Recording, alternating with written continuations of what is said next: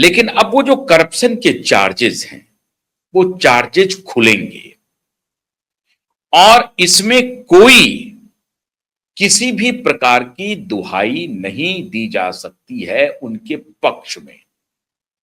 तो अभिषेक बनर्जी, श्रीमान अभिषेक बनर्जी की हालत एकदम से पाख्ता होने वाली है, होश पाख्ता होने वाली है। और ममता बनर्जी तो चाहती हैं कि नहीं, वो तो देश नहीं छोड़ेगी, लेकिन अभिषेक बनर्जी के बारे में खबर आ रही है कि वो देश छोड़ सकते हैं। उनको लग रहा है कि अगले 1-1.5 महीने के अंदर ही उनकी गिरफ्तारी इंश्योर हो जाएगी।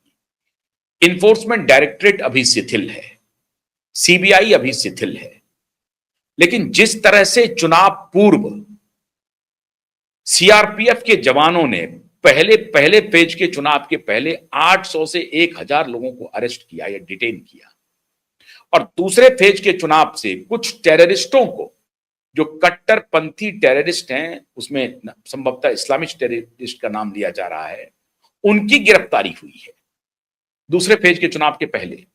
मतलब Mamata Banerjee by hook and crook इस चुनाव को जीतना चाहती है और वो आखिरी लड़ाई लड़ रही हैं अपने ध्रुव को बचाने के लिए। और ये बात तय मान के चलिए कि अगर इस बार ममता बनर्जी जीत जाती है तो ममता बनर्जी शांत नहीं बैठेंगी पश्चिम बंगाल में, और इसीलिए बीजेपी के लिए परेशानी का सबब होने वाला है। चौथी बार अगर ममता बनर्जी बंगाल की कुर्सी पर विराजमान हो जाती है तो फिर वो मोदी को शांति से बैठने नहीं देंगी, आप पक्का मान करके चलिए। अजेय नेता वो हो जाएंगी इंडिया ब्लॉक की।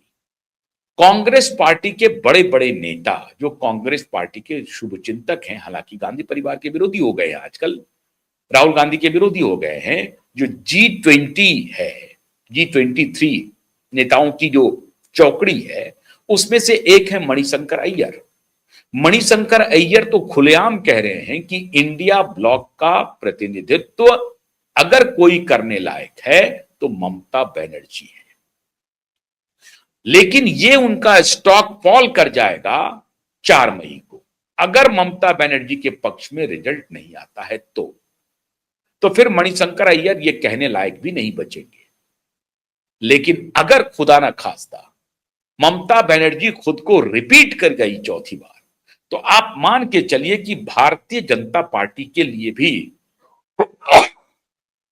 परेशानी का सबब बन जाएगी और फिर डील हो सकती है। अभिषेक बनर्जी के मुद्दे पर डील हो सकती है, आईपैक के मुद्दे पर डील हो सकती है। आईपैक का मामला ऑलरेडी फंसा हुआ है, मनी लॉन्ड्रिंग का केस चल रहा है, गोवा तक पैसा पहुंचा है और कहां कहां पैसा पहुंचा है, इस पूरे का डेटा इन्फोर्समेंट डायरेक्टरेट के पास मौजूद है। तो सिर्फ आईपैक नहीं, coal mining, illegal coal mining नहीं, टीचर भर्ती का घोटाला नहीं, और भी कई मामले खुलेंगे जो ममता बनर्जी के गवर्नेंस से जुड़े हुए हैं। 3 दशक में बंगाल की स्थिति इतनी खराब हो गई है, वहां कोई नया इंडस्ट्री नहीं आ सका।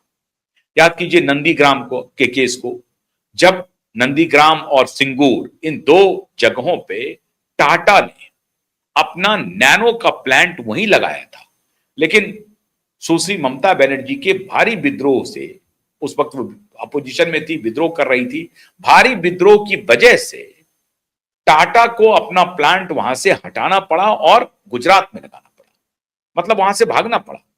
अब आप कल्पना कीजिए कि अगर टाटा मोटर्स का वहां पर प्लांट होता और टाटा की पैसेंजर कार वहां से बनती, आज नैनो बंद हो चुका है, लेकिन टाटा की दूसरी गाड़ियां बन रही हैं, टाटा के फ्लीट ऑफ कार्स, ये ईवी के भी प्रोजेक्ट्स बड़े चल रहे हैं, बड़े बड़े प्रोजेक्ट चल रहे हैं ईवी के, इलेक्ट्रॉनिक व्हीकल्स के। अब इसी से कल्पना कीजिए कि अगर टाटा पश्चिम बंगाल में बना रहता तो आज ऑटोमोबाइल में पश्चिम बंगाल की क्या स्थिति होती, और अगर एक इंडस्ट्री वहां पर एक अच्छा खासा रोजगार दे रहा होता तो उसके जो सब्सिडियरी रोजगार हैं वो भी उनको कॉम्प्लीमेंट कर रहा होता। तो केवल एक ऑटोमोबाइल का फैक्ट्री नहीं था टाटा का, इसके अलावे भी अगर कंड्यूसिव वातावरण टाटा को मिल रहा होता अपने बिजनेस को फ्लरिश करने के लिए, तो टाटा अन्य चीजों का भी बिजनेस सेंटर पश्चिम बंगाल को चुन सकता था। अंग्रेजों के जमाने में तो सबसे बड़ा हब था व्यापार का, कोलकाता सबसे बड़ा हब था, व्यापारिक नगरी थी कोलकाता, जो अब मुंबई हो गई है। मुंबई और कोलकाता बराबर चल रहा था। लेकिन अब क्या है, मुंबई कहां है और ये फर्श पर है, मुंबई अर्श पे, कोलकाता फर्श पे। तो ममता बनर्जी पिछले 3 दशक में पलायन उद्योग के अलावा कुछ भी फ्लरिश नहीं कर पाई। जो स्थिति बिहार की है वही स्थिति कमोबेश पश्चिम बंगाल की है। बिहार में तो फिर भी मजदूर यहां से पैसे भेज रहे हैं, वापस जा रहे हैं, और कोविड के दौरान वहां पर रुके थे। बंगाल में भी मजदूर लौट के गए होंगे, लेकिन बिहार में तो फिर भी कुछ ना कुछ रास्ते पर आ रही है अर्थव्यवस्था। लेकिन पश्चिम बंगाल की तो स्थिति बहुत नाजुक है।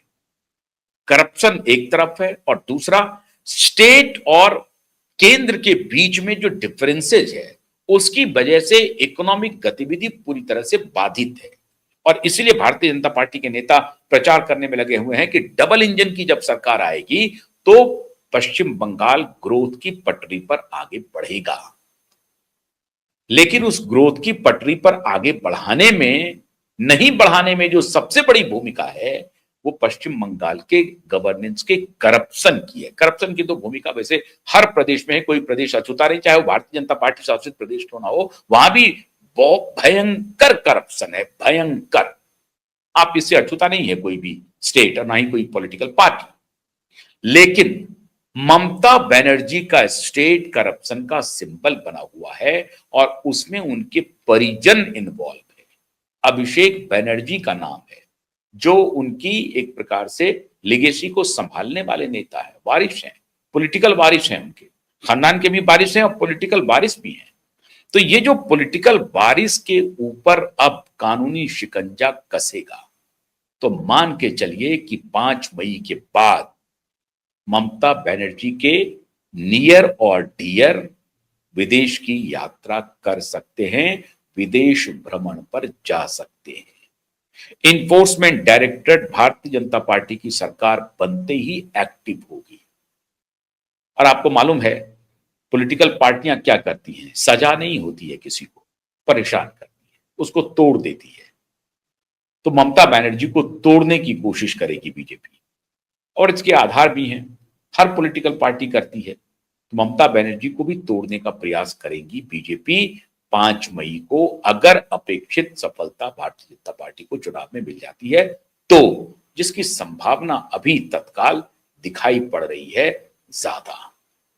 तो इंतजार कीजिए 5 मई का, 4 मई के संध्या का इंतजार कीजिए। उसके बाद स्थिति स्पष्ट होने लगेगी कि करप्शन में कौन कौन लोगों की किस किस की लिस्ट बनी है। बड़े बड़े नेताओं की लिस्ट बनी है, कोई अछूता नहीं होगा। पता नहीं महुआ मोइत्रा कहां जाएंगी, सबका नाम आएगा बारी बारी से। कितने लोग इन्वॉल्व हैं, टीएमसी टूट सकती है, सांसद इधर आ सकते हैं, एमएलए जो जीतेंगे वो भी रहेंगे कि नहीं रहेंगे, कितने एमएलए हैं जो साफ सुथरी छवि के हैं, कितने हैं जो भ्रष्ट होंगे, ये सबका एक पूरा फैक्ट शीट तैयार होगा। और फैक्ट शीट के आधार पर यह तय किया जाएगा कि भारतीय जनता पार्टी की अगली मूव क्या होगी। और अगर शुभेंदु अधिकारी मुख्यमंत्री बनते हैं तो शुभेंदु अधिकारी का तो स्टेटेड स्टैंड है, ममता के परिवार के खिलाफ उनका जबरदस्त एंटी करप्शन मूवमेंट चालू होगा। आपको याद होगा 1700-1900 वोट से ही पिछली बार शुभेंदु अधिकारी जीते थे भवानीपुर में। इस बार फिर से उनकी जीत ऑलमोस्ट पक्की है। और ममता बनर्जी अगर चुनाव हारती हैं और इनका आंकड़ा 2021 की ही तरह भारतीय जनता पार्टी का रह जाता है, टीएमसी का, तो समझिए इनके लिए स्थिति बहुत ही नाजुक होने वाली है। ऐसा भी हो सकता है कि जो बीजेपी का आज का टैली है वो टीएमसी का हो जाए और टीएमसी का टैली बीजेपी का हो जाए। लोग तो बीजेपी वाले तो कह रहे हैं कि उन्हें 200 सीटें मिल रही हैं। अब देखिए 4 मई को क्या होता है। लेकिन जो भी रिजल्ट आएगा, अगर बीजेपी के पक्ष में आएगा तो पश्चिम बंगाल से बहुत सारे लोग देश छोड़ देंगे। बहुत बहुत शुक्रिया, नमस्कार।